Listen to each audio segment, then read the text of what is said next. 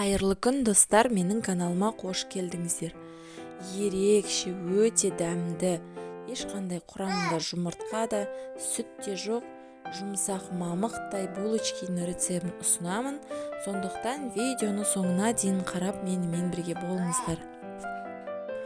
Булочки жасағанда ең алдымен апара дайындап аламыз.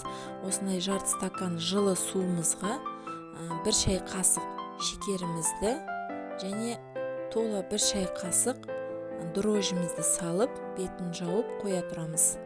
Енді ыдысымызға айранымызды, жып-жылы айранымызды және шекерімізді салып, бір келкі болғанша араластырамыз.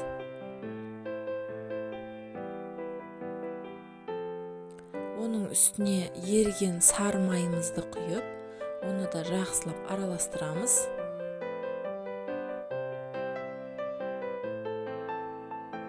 Енді мен 1 ас қасық бал қостым, бұл міндетті емес. Тағы да жақсылап араластырып, бағанағы апарамыз дайын болып қалды. Осында көпіріп тұру керек. Енді соны үстіне құйып, жақсылап араластырып аламыз. Енді ситадан өткізіп, ұнымызды шетінен қоса отыра, жұмсақ қамыр илейміз.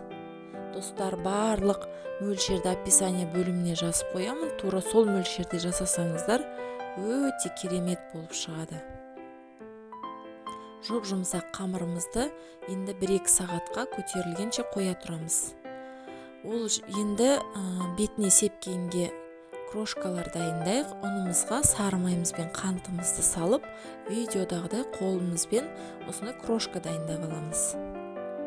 Міне 2 сағаттың ішінде қамырымыз көтеріліп шықты.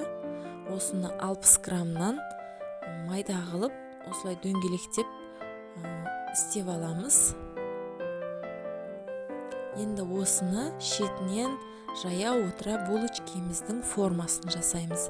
Ең алдымен мен осылай кішкене жайып, ортасына май салып, оның үстіне аздап шекер қосып, орап, ортасынан бөлсеңіздер, осына жүрек тәріздес болып шығады.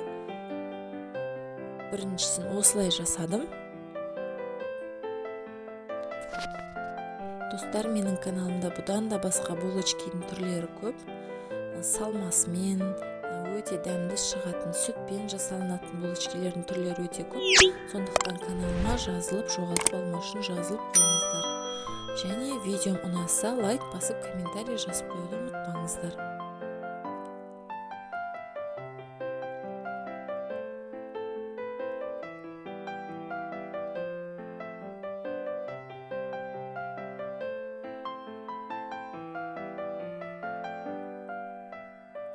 Енді келесін тура осылай дөңгелек тұрған жерінен бөлек ыдысқа салып алдым.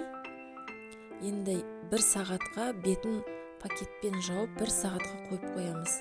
Булочкиміз тағы да көтерілу керек.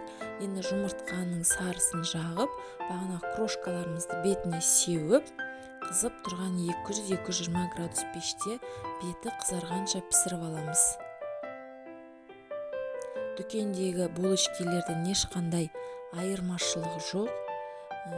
Құрамы қолжетімді заттардан тұратын өте дәмді булочки.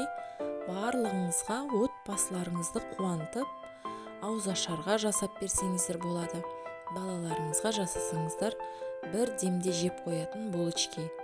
Менің каналым ұнаса, лайк басып қойды ұмытпаңыздар. Сіздермен болған Сандуғаш. Назар қойып тыңдағандарыңызға көп рахмет.